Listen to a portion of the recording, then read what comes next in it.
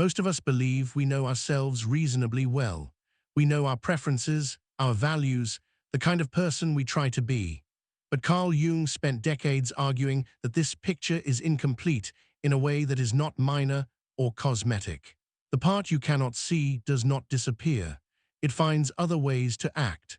And very often, the behavior you find most baffling in yourself is coming from exactly that unseen place. Something has probably happened to you that you still haven't fully explained.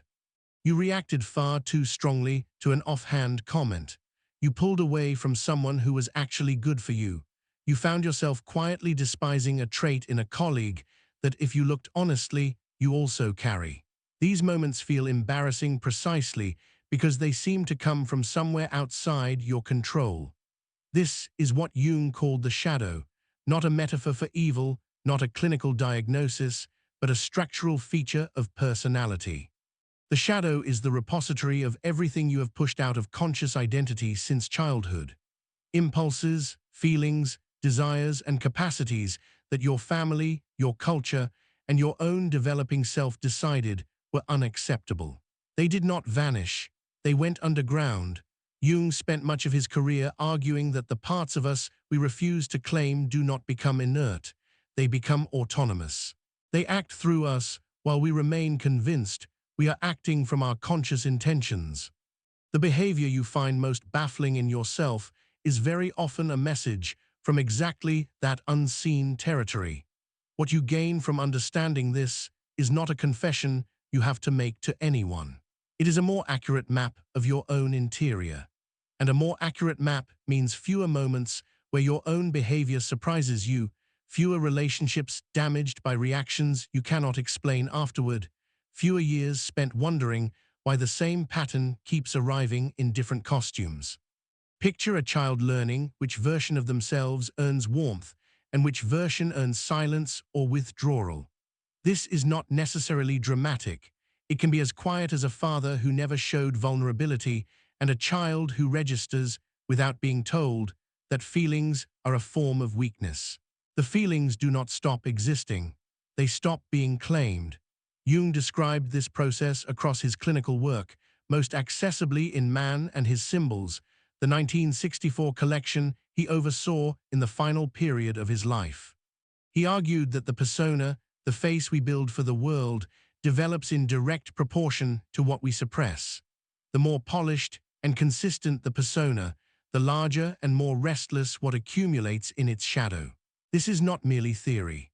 Roy Baumeister, Brad Bushman, and W. Keith Campbell, in their 2000 study on threatened egotism and aggression, found that people with high but fragile self-esteem respond to perceived criticism with significantly more hostility than those with stable, moderate self-regard. The mechanism is not arrogance. It is proximity to something they cannot afford to acknowledge. What surprises me most about that finding is how ordinary it looks from the outside. The person who erupts at mild feedback does not announce they are protecting a secret wound.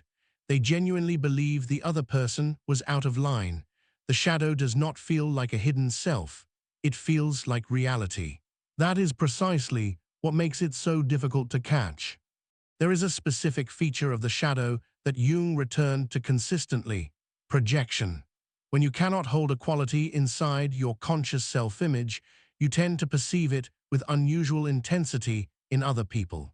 The person who was shamed for their ambition will often find successful people quietly threatening. The person who was taught that anger is dangerous will be disproportionately unsettled by any conflict around them.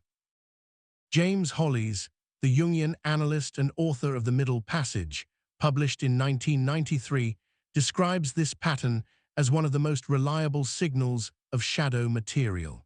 He argues that our strongest emotional reactions, especially the ones that seem larger than the situation warrants, are rarely fully about the other person. They are dispatches from the interior. This reframe is uncomfortable. It asks you to turn toward the feeling rather than toward the person who triggered it. The colleague who irritates you out of proportion. The public figure who provokes something closer to contempt than mild disagreement. The friend whose happiness you struggle to celebrate without a trace of something colder underneath. Jung's invitation in all these cases was not to judge yourself for the reaction. It was to get curious about what the reaction is protecting. The judgment is itself a way of staying on the surface. Curiosity is how you go deeper.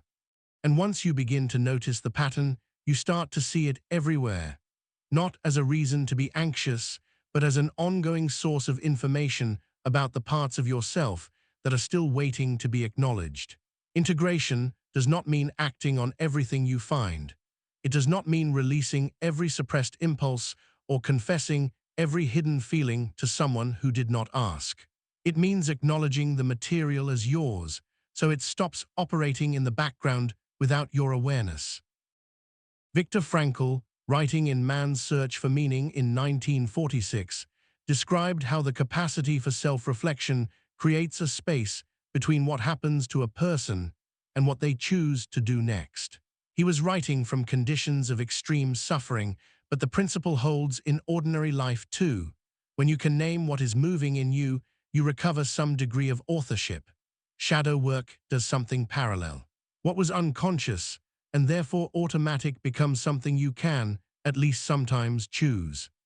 Practically, this looks less like dramatic revelation and more like a slow habit of noticing. When a reaction seems bigger than its cause, pause before assigning the explanation entirely to the other person. Ask where you have felt this before. Ask what earlier version of yourself this reaction might be defending. Bowlby's attachment research, developed across attachment and loss, beginning in 1969, showed that the emotional patterns formed earliest are the most automatic and the most invisible, precisely because they were installed before language gave us tools to examine them. Shadow work is, in part, the slow project of giving words to what was pre-verbal. The shadow is not your enemy. It is the part of you that has been waiting for the rest of you to catch up. If this opened something worth following, staying close to this kind of work is how the map of your own interior keeps filling in.